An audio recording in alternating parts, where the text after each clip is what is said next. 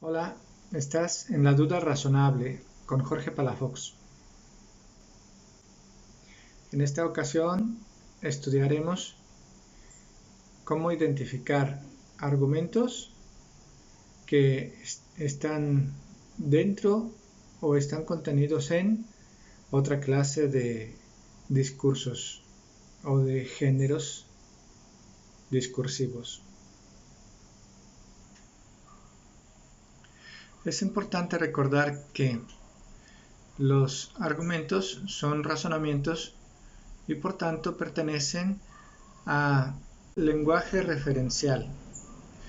Esto es, los argumentos, lo mismo que cualquier discurso de naturaleza referencial, son emotivamente neutros. Así es que no siempre decimos o expresamos argumentos. A veces solo expresamos nuestras emociones. A veces saludamos nada más. A veces pedimos algo, a veces ordenamos algo, sugerimos, a veces solo preguntamos.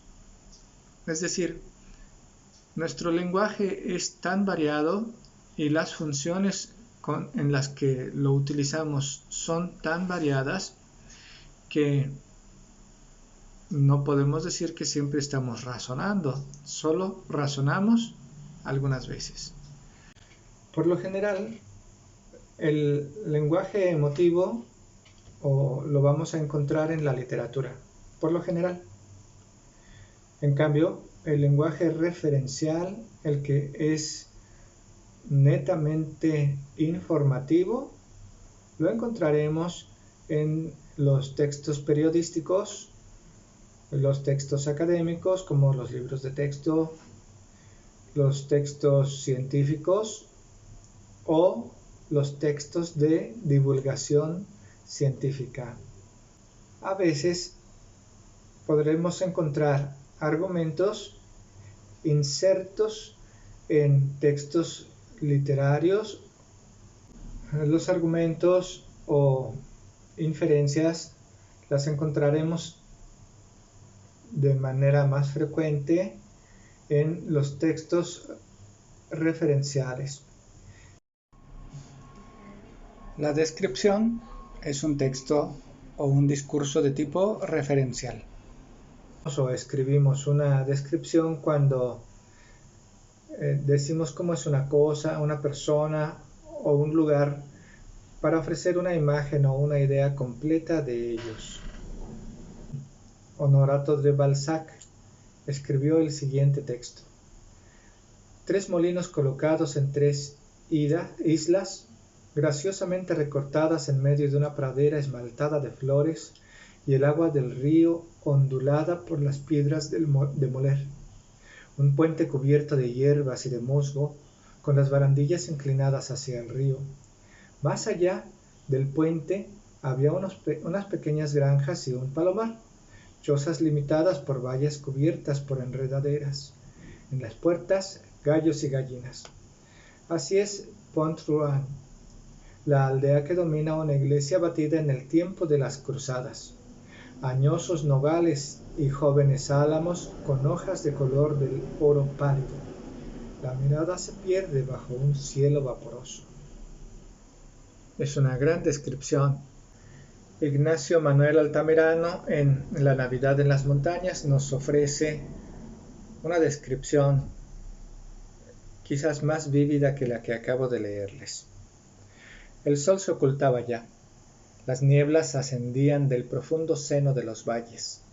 Deteníanse un momento entre los oscuros bosques y las negras gargantas de la cordillera, como un rebaño gigantesco. Después avanzaban con rapidez hacia las cumbres. Se desprendían majestuosas de las agudas copas de los abetos e iban por último a envolver la soberbia frente de las rocas. Titánicos guardianes de la montaña que habían desafiado allí durante millares de siglos las tempestades del cielo y las agitaciones de la tierra. solo son descripciones.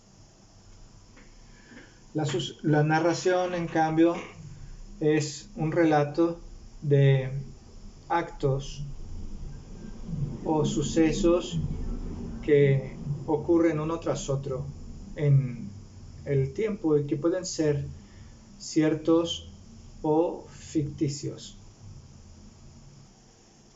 Te digo que no es un animal. Oye cómo ladra el palomo. Debe ser algún cristiano. La mujer fijaba sus pupilas en la oscuridad de la sierra. Y que fueran siendo federales, repuso un hombre que en cuclillas llantaba en un rincón, una cazuela en la diestra y 3 tortillas en taco en la otra mano. La mujer no le contestó. Sus sentidos estaban puestos fuera de la casuca. Se oyó un ruido de pezuñas en el pedregal cercano, y el palomo ladró con más rabia. Sería bueno que por sí o por no te escondieras, Demetrio. El hombre, sin alterarse, acabó de comer, se acercó un cántaro y levantándolo a 2 manos, bebió agua a borbotones. Luego se puso en pie. Tu rifle está debajo del petate, pronunció ella en voz muy baja.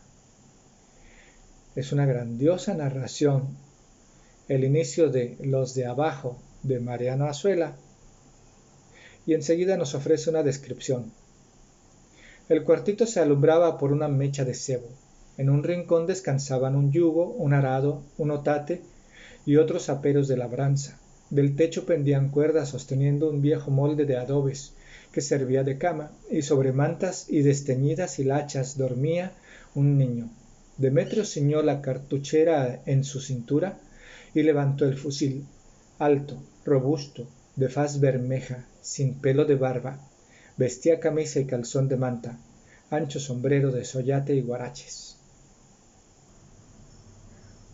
Las narraciones también podemos encontrarlas en el género referencial, en el discurso referencial, como en las noticias. Aquí tenemos una. La mujer de la foto es la directora del Banco Central de Londres. Antes de comenzar su primer día de trabajo, su padre le dijo: no le digas a nadie que creciste en una familia pobre y que tu padre es limpiador de calles. Todos tus compañeros se reirán de ti. Al día siguiente, la mujer publicó esta foto en las redes sociales con el siguiente mensaje: crecí en una familia pobre y mi padre trabaja como barrendero. Quiero agradecerle por su educación y por sus esfuerzos económicos durante el periodo de estudio. Te amo, papá. Eres mi orgullo. En la divulgación científica también encontramos narraciones bellas. Recordemos que cuando Leeuwenhoek nació no existían microscopios, sino simples lupas o cristales de aumento a través de los cuales podría haber mirado Leeuwenhoek hasta envejecer, sin lograr descubrir un ser más pequeño que el ácaro del queso. Esto lo escribe Paul de Kruff.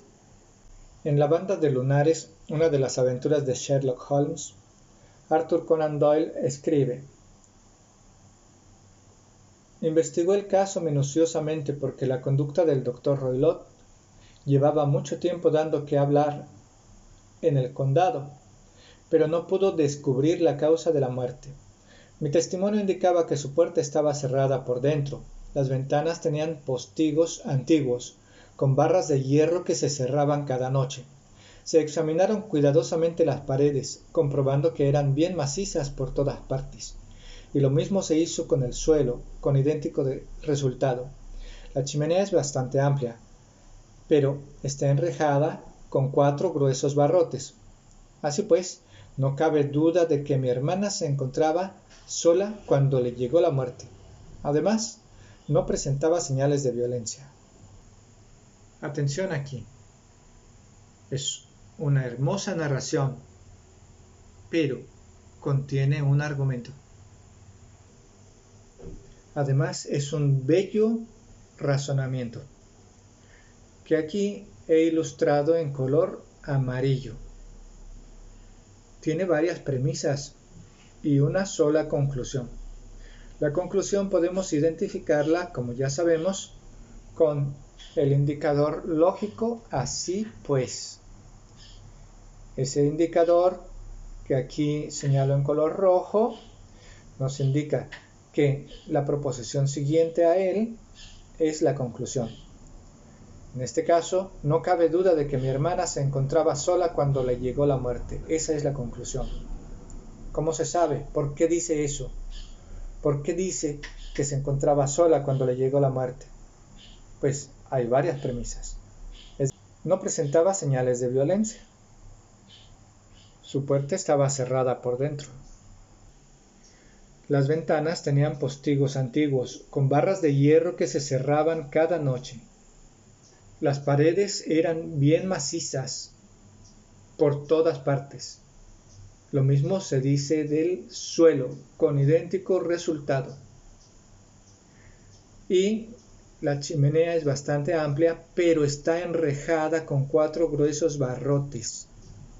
Por fuerza, no cabe duda de que mi hermana se encontraba sola cuando le llegó la muerte.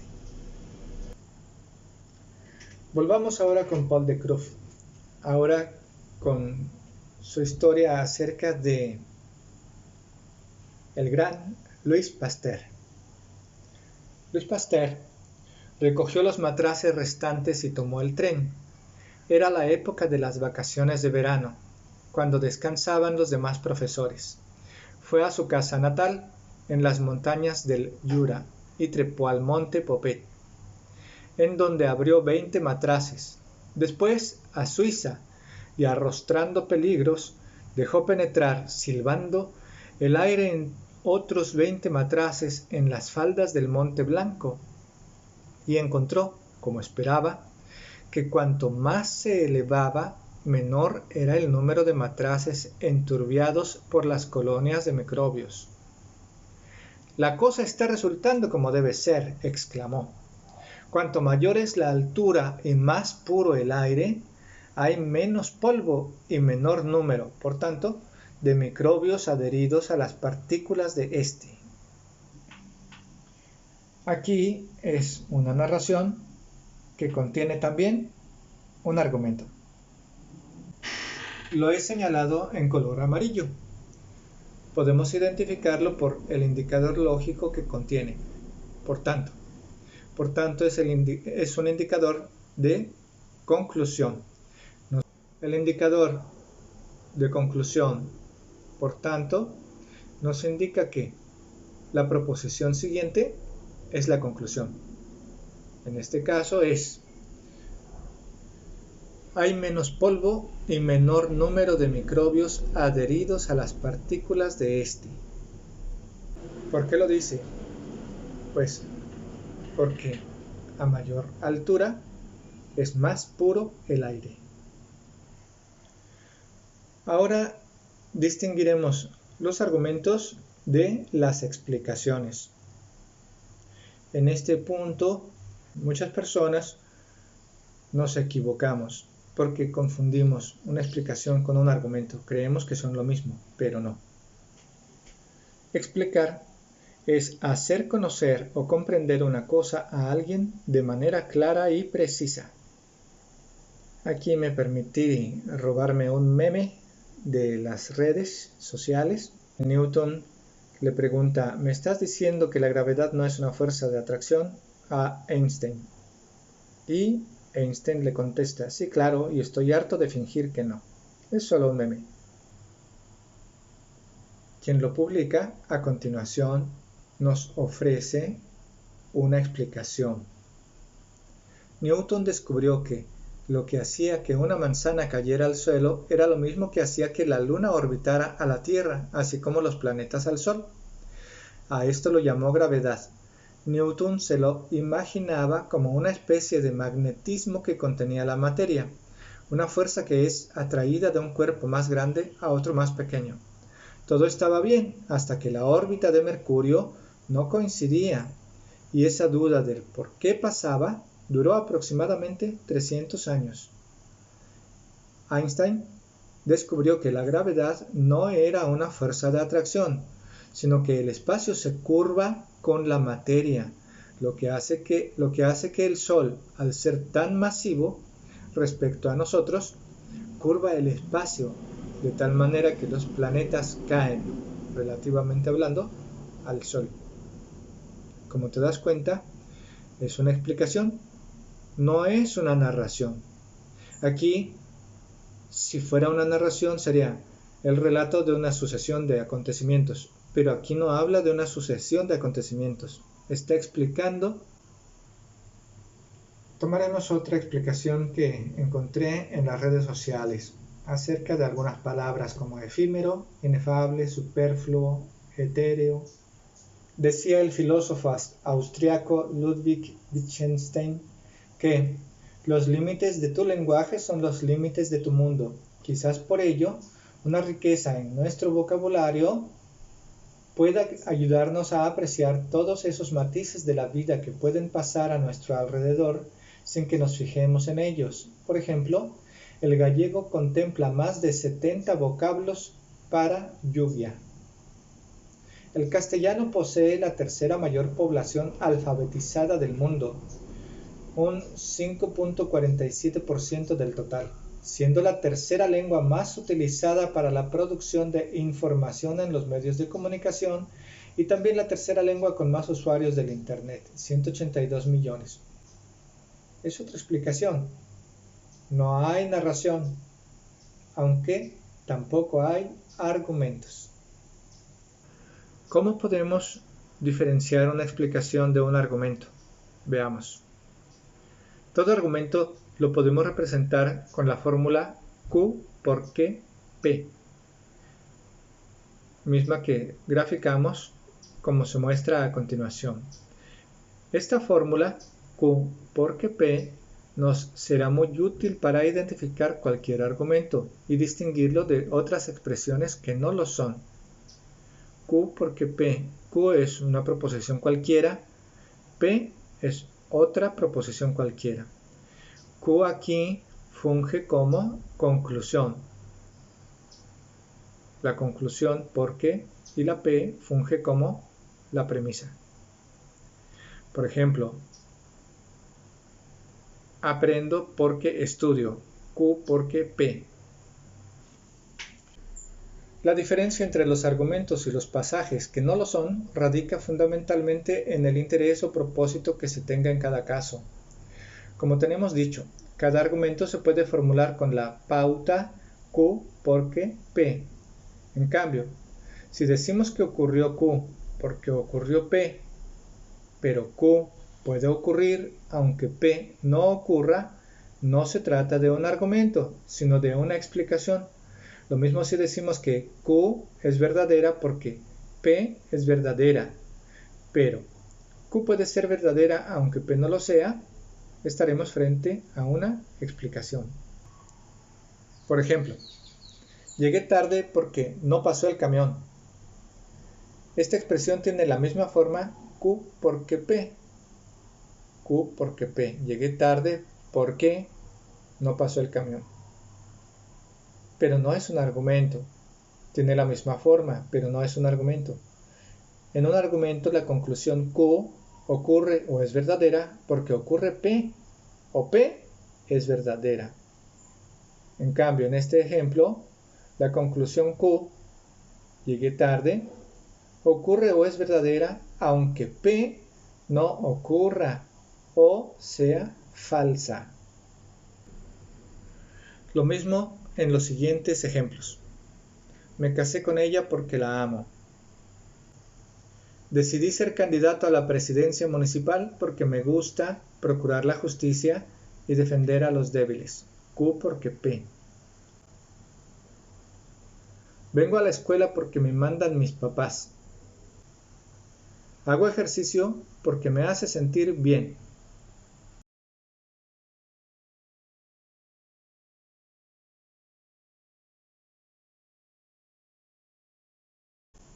Los pretextos son una clase de explicaciones, solo que son, pues, del todo ordinarios, a veces vulgares, a veces sonsos.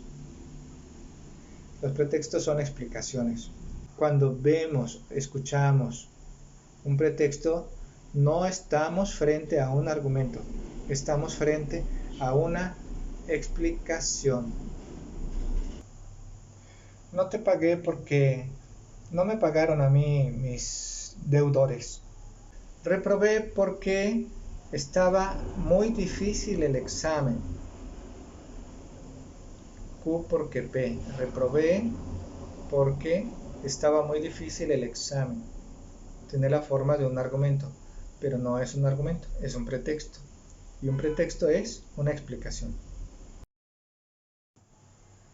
Podemos encontrar juntos, en un solo texto o en un solo discurso, una explicación con un argumento. Charles Darwin, en El origen del hombre, nos ofrece la siguiente explicación. Una de las más elevadas prerrogativas del hombre es la imaginación, facultad por la cual reúne, sin mediar la voluntad, antiguas imágenes e ideas, creando de este modo resultados brillantes y nuevos. El sueño nos da la mejor noción de esta facultad, y como dice también el mismo poeta, el sueño es un arte poético involuntario. Como los perros, gatos, caballos, probablemente todos los animales superiores y aún las aves están sujetas a tener ensueños, como lo han evidenciado autores de toda confianza y conforme lo prueban sus movimientos y gritos, debemos creer que están dotados también de alguna fuerza de imaginación. Es una explicación, pero contiene un argumento.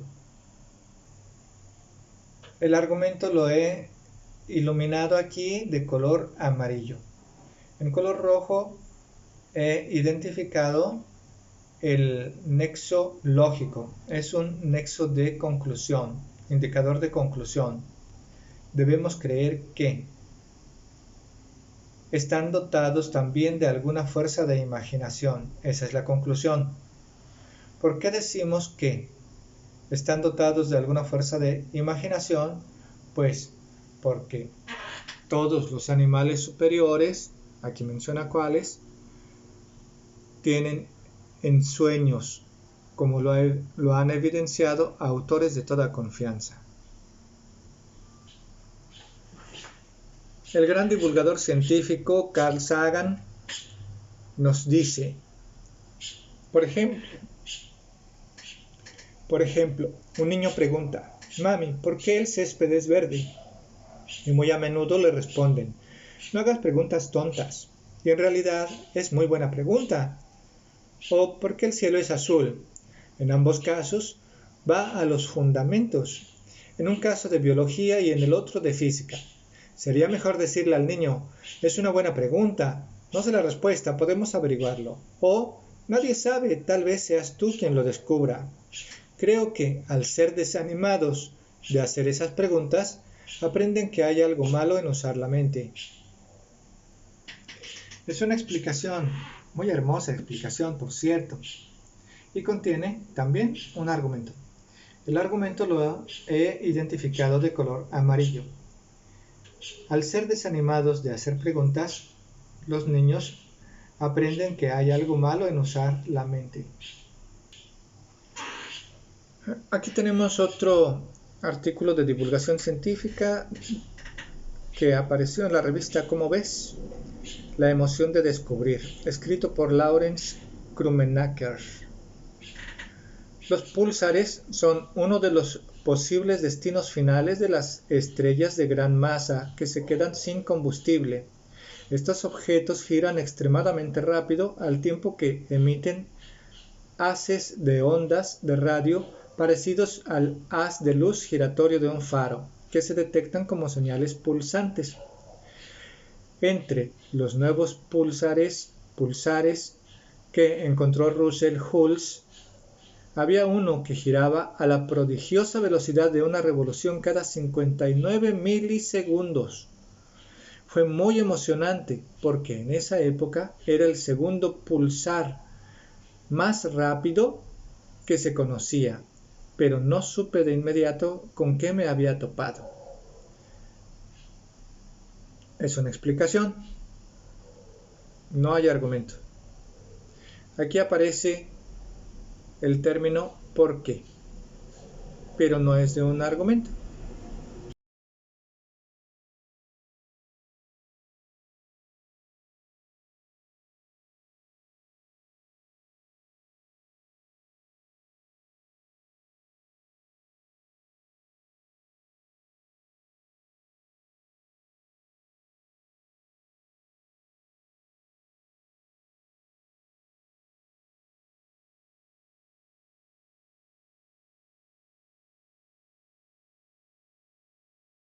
En cambio, en una explicación, lo que parece ser la conclusión puede ocurrir, pero puede ocurrir aunque no ocurra su premisa.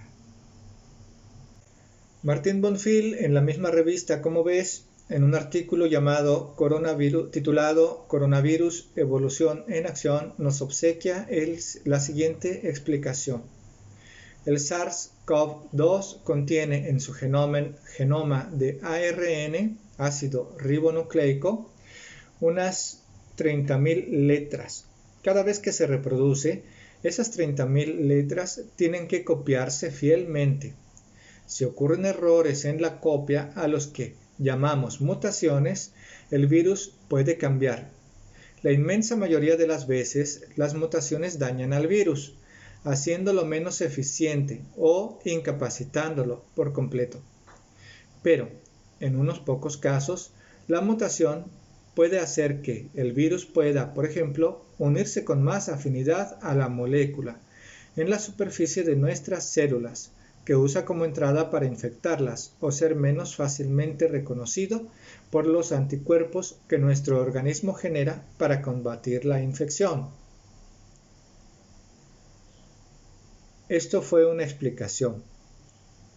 Y a continuación, Martín Bonfil nos ofrece un argumento. Cuando esto sucede, el virus con la mutación tiene una ventaja sobre el virus original y comienza a reproducirse más, porque puede infectar más células y a más personas.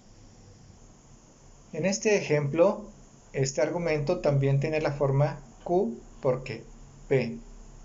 Es decir, está escrita la conclusión primero, Q.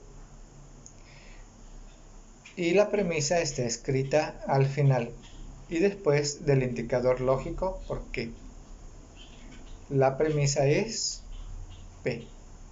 En este ejemplo, puede infectar a más células y a más personas. ¿Qué se infiere de ello? Q, la conclusión. Es decir, se infiere que el virus con la mutación tiene una ventaja sobre el virus original y comienza a reproducirse más. Un artículo en la misma revista Como ves, de la UNAM, Embarazo adolescente, escrito por Omar Torreblanca, nos dice: es necesario educar a los jóvenes acerca de la responsabilidad que implica la madurez sexual y reproductiva, de forma tal que puedan vivir su sexualidad de manera segura y evitar situaciones que súbita e inesperadamente transforman su vida. En ese sentido, Claudio Stern aclara que los adolescentes son vulnerables a un embarazo temprano, porque, entre otras cosas, ignoran aspectos básicos de sexualidad y reproducción. Es una explicación. Date cuenta que no es una descripción, no nos dice cómo es ninguna cosa. Tampoco es una narración, no nos está relatando una sucesión de acontecimientos. Es una explicación y en ella tenemos un argumento. Las adolescentes son vulnerables a un embarazo temprano. Es la conclusión Q. ¿Por qué?